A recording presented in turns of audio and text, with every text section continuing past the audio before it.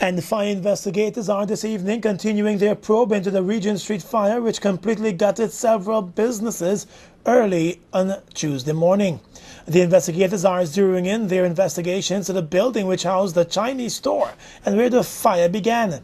Sources say, from all indications so far, the fire may have been as a result of one of the Chinese nationals who was in the store falling asleep while smoking.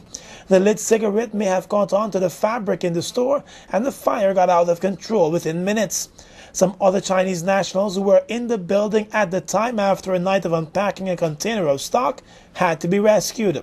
The building where the fire began was owned by businesswoman Claire Perez. The Chinese rented a part of the building from her, where they set up their store and also a storage barn. It is the owner of that Chinese store that the investigators believe may have fallen asleep while smoking. The fire ripped through a number of buildings and forced the fire service to bring in additional tenders to assist as it got out of control. It hopscotched its way to the nearby buildings, many of them wooden buildings, and within minutes they were all engulfed.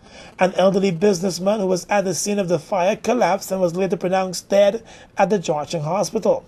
Some businessmen who are counting their losses this evening are not too pleased with the work of the fire service, since they believe the firemen could have done more to contain the blaze to just one building.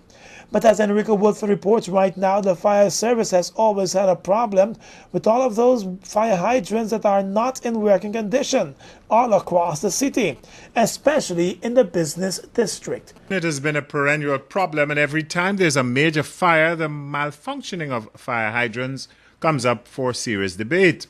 And usually the interagency discussion ensues too. Apparently, City Hall is responsible for the maintenance of the hydrants, while the Ghana Water Inc. GWI supplies the water.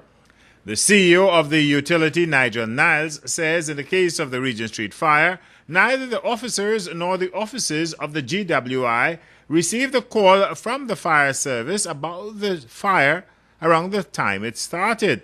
There is a fire advisory board that has been established, and our director of operations and our divisional manager for Georgetown both sit on that fire advisory board. So there's I think the members of that board include the fire service, GWI. I think the city council is represented through the city engineers department, and these individuals would meet regularly to sit and discuss issues concerning the city and the the maintenance of fire hydrants and so on.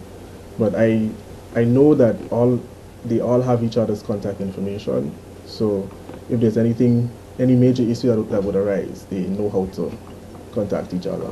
That's the only initiative I know that has been taken recently, but that body is functioning right now.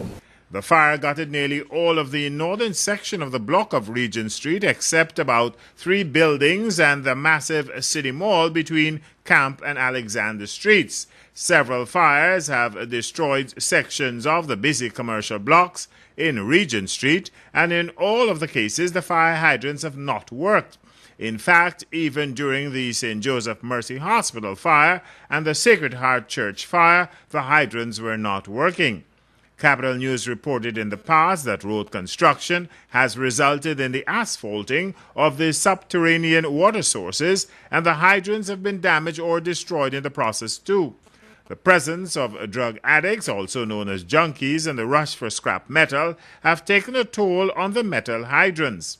The clogging of the canals by styrofoam and other debris, although there is a $1 billion windfall from the environmental tax to clear them, has complicated the firefighting ability of the Ghana Fire Service. The canals are usually used as holding ponds when there's a fire. For Capital News, Enrico Woodford reporting.